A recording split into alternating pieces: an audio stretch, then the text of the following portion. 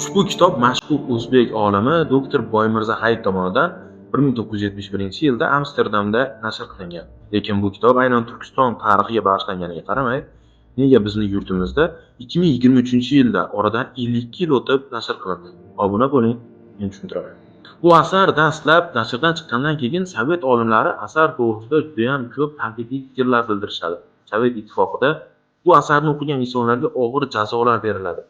Bu asarni Sovet ittifoqi o'ziga xavf deb biladi. Xo'sh, bu asarning ichida nima yozilganki, Sovet ittifoqi o'ziga bu asarni xavf deb bildi?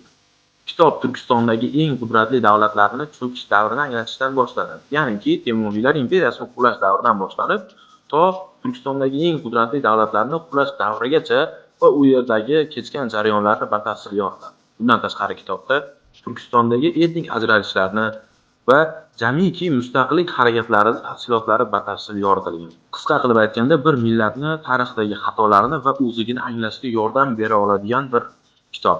Umumiy aytganda, har bir turkistonlik o'qishi kerak bo'lgan kitob hisoblanadi.